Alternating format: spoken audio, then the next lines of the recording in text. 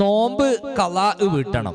അതോടുകൂടെ ഇംസാക്ക് നിർബന്ധവുമാണ് ചില ആളുകൾക്ക്. ഇന്നലെ നമ്മൾ പറഞ്ഞിട്ടുണ്ട്, ഒരാളോട് നിയ്യത്ത് വെക്കാൻ മറന്നാൽ, ഒരാളോട് രാത്രിയിൽ നിയ്യത്ത് വെക്കാൻ മറന്നു, അദ്ദേഹത്തിന് പകലിലാണ് നിയ്യത്തിന്റെ കാര്യം ഓർമ്മ വരുന്നത്, എന്നാൽ അദ്ദേഹം പകലിൽ ഇംസാക്ക്, അതായത് പകലിന്റെ ബാക്കിയുള്ള സമയം ഇംസാക്ക് നോമ്പുകാരനെ പോലെ കഴിയൽ നിർബന്ധമാണ്.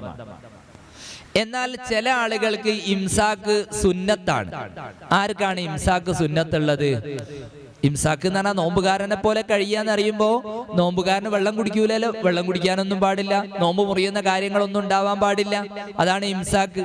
അപ്പൊ ഇംസാക്ക് ചില ആളുകൾക്ക് സുന്നത്താ. ആർക്കാണ്? ഒരു ആള്, അദ്ദേഹത്തിന് ഒരു കാരണം ഉണ്ടായിരുന്നു, നോമ്പ് ഒഴിവാക്കാനുള്ള ഒരു കാരണം. ആ കാരണം നീങ്ങി. യാത്രക്കാരനായിരുന്നു, യാത്രക്കാരനെ നോമ്പ് ഒഴിവാക്കാം എന്ന് നമ്മൾ പറഞ്ഞല്ലോ. അപ്പൊ ഓന് യാത്രക്കാരനായിരുന്നു, രാവിലെയൊക്കെ ഓൻ ഉച്ചക്ക് നാട്ടിലെത്തിയാൽ ഓന്റെ കാരണം നീങ്ങിയില്ലേ?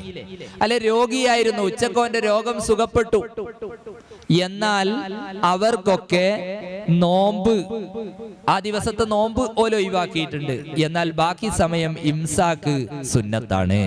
അത് പ്രത്യേകം ശ്രദ്ധിക്കേണ്ടതാണ്. ഒരാൾ യാത്രക്കാരനായി നോമ്പൊക്കെ ഒഴിവാക്കി നാട്ടിലെത്തിയാര വീട്ടിൽ വന്ന് ഭാര്യനോട് പറഞ്ഞെങ്കി ചായക്കെ എടുത്തോ, ഞാൻ യാത്രക്കാരനാണല്ലോ, എനിക്ക് നോമ്പ് വെൽക്കേണ്ടിയില്ലല്ലോ, ഞാൻ നോമ്പ് പറ്റിട്ടില്ല എന്ന് പറഞ്ഞു. അത് പറ്റൂല, ഓല് ഇംസാക്ക് സുന്നത്ത, അത് പ്രത്യേകം ശ്രദ്ധിക്കണം എന്ന് സാന്ദർഭികമായി ഓർമ്മപ്പെടുത്തുക.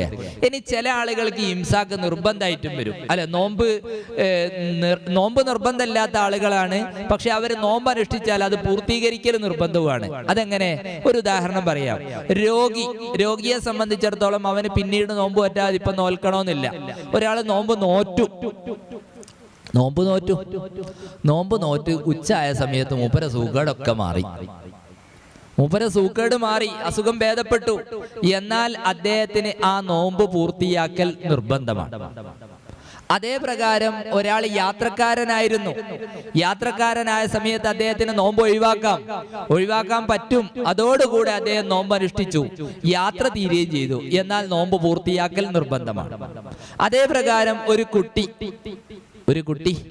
ആ കുട്ടി നോമ്പനുഷ്ഠിച്ചു, ഉച്ചയായ സമയത്താണ് അവന് പ്രായപൂർത്തി എത്തിയത്. വയസ്സുകൊണ്ട് പ്രായപൂർത്തി എത്തുക എന്ന് പറഞ്ഞാൽ കമരിയായ ചന്ദ്രവർഷപ്രകാരം 15 വയസ്സ് പൂർത്തിയാവലാണല്ലോ. ഒരു കുട്ടിയെ പ്രസവിച്ചത് എപ്പോഴാണ്? റമദാൻ 11-നാണ്. പിന്നെ 15 വർഷം കഴിഞ്ഞ് ഒരു റമദാൻ 11 ആകുമ്പോഴേക്ക് ആ കുട്ടിക്ക് 15 വയസ്സ് പൂർത്തിയാകുന്നു. അന്ന് ആ കുട്ടി നോമ്പ് അനുഷ്ഠിച്ചിട്ടുണ്ട്, എന്നാൽ നോമ്പ് പൂർത്തിയാക്കൽ നിർബന്ധമാണ്. ഇന്ന് 15 വയസ്സ് പൂർത്തിയാകുന്ന ദിവസം എന്ന് സങ്കല്പിച്ചോളൂ. എന്നാൽ ഇന്ന് നോമ്പ് അനുഷ്ഠിക്കുകയും ചെയ്തിട്ടുണ്ട്, എന്നാൽ ഉച്ചയായപ്പോൾ 15 വയസ്സ് പൂർത്തിയായി, കമരിയായ 15 വയസ്സ് പൂർത്തിയായി, എന്നാൽ ആ നോമ്പ് പൂർത്തിയാക്കൽ നിർബന്ധമാണ്.